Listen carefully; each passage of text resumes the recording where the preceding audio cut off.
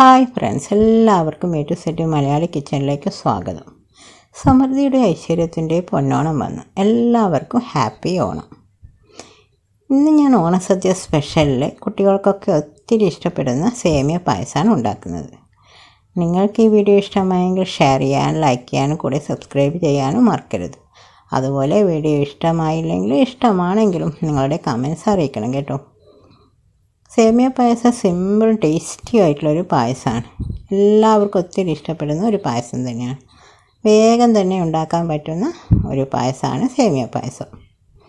ഞാനിവിടെ ഒരു 150 ഗ്രാമോളം സേമിയ എടുത്തിട്ടുണ്ട്. അതുപോലെ കാഷ്യൂ നട്ട്, മുന്തിരി, ഏലക്ക പൗഡർ, പിന്നെ 1.5 ലിറ്റർ പാലെടുത്തിട്ടുണ്ട്. പിന്നെ 1 കപ്പ് പഞ്ചസാര, പിന്നെ ഇത് ജവ്വരി സാഗു വേവിച്ചത് 1 കപ്പ്, പിന്നെ പശു നെയ്യ്. പക്ഷെ നമുക്ക് സേമിയ ഒന്ന് വറുത്തെടുക്കണം. ഞാനിതുപോലെ ഒരു പാത്രം വെച്ച് അതിലേക്ക് 1 ടീസ്പൂണോളം ഗീ ഒഴിച്ച് കൊടുക്കാം. സേമിയ ആദ്യം ഫസ്റ്റ് ഇട്ട് കൊടുക്കാം. എന്നിട്ട് ഇതിലേക്ക് 1 ടീസ്പൂണോളം ഗീ ഒഴിച്ച് കൊടുക്കാം.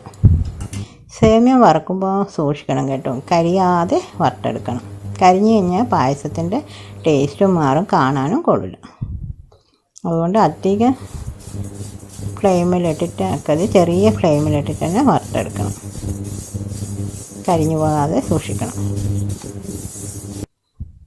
ഒരു ഗോൾഡൻ കളറാകുമ്പോൾ നമുക്ക് സ്റ്റൗ ഓഫാക്കാം.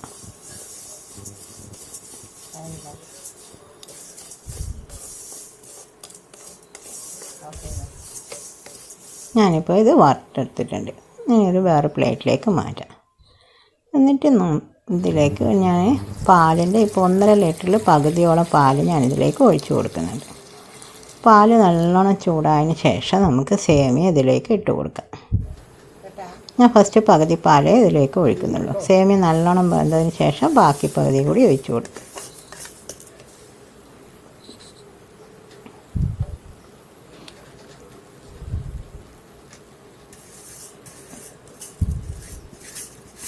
സേമിയ കട്ട പിടിക്കാതെ നോക്കണം കേട്ടോ. നല്ലോണം ഒന്ന് മിക്സാക്കി കൊടുക്കാം. ഇനി സേമിയ ഒന്ന് വെന്ത് വരട്ടെ.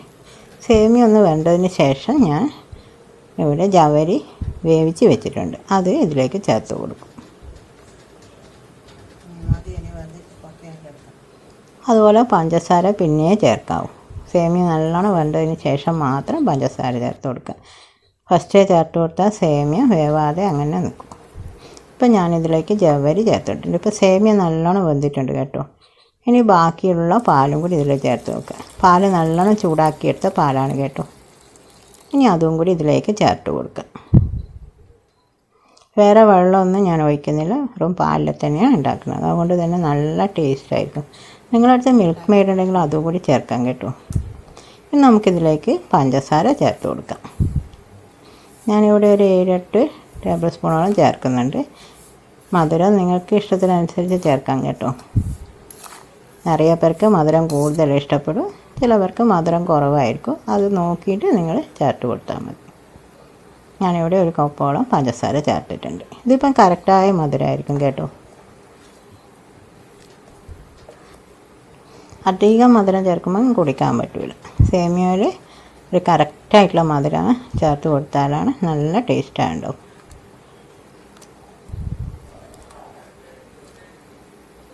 ഇപ്പം നമ്മുടെ സേമിയ പായസം റെഡി ആയിട്ടുണ്ട് കേട്ടോ. ഈ ഒരു പരുവത്തിലായിരിക്കണം. എന്നാൽ തണിഞ്ഞു കഴിഞ്ഞാൽ കറക്റ്റായിരിക്കും. അധികം കട്ടിയാവാതെ കുറച്ച് ലൂസ് തന്നെ നിൽക്കും.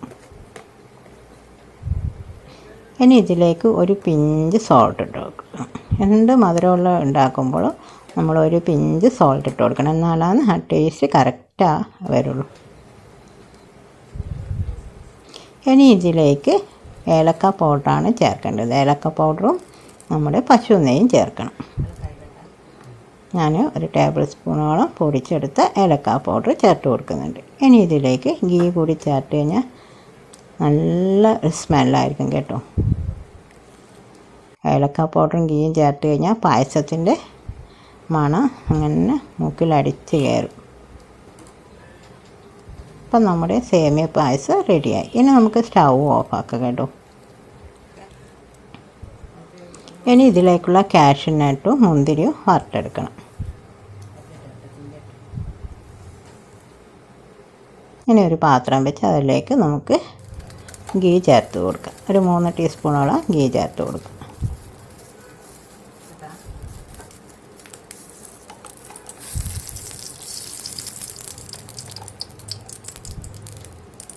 ഗീ ഒന്ന് ചൂടായതിന് ശേഷം നമുക്കിതിലേക്ക് കാഷ്യൂ നട്ട് ഇട്ട് കൊടുക്കാം.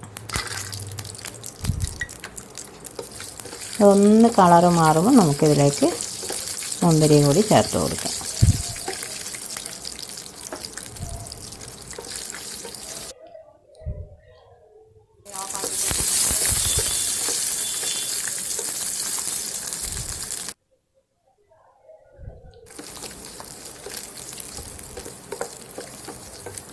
നല്ല ഗോൾഡൻ കളറായതിന് ശേഷം നമുക്ക് പായസത്തിലേക്ക് ഒഴിച്ചു കൊടുക്കാം.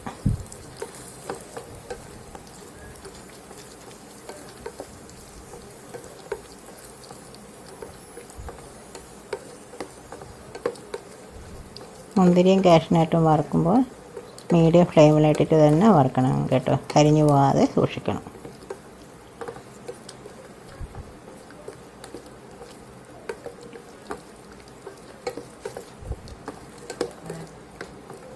നമുക്കിത് പായസത്തിലേക്ക് ഇട്ട് കൊടുക്കാം.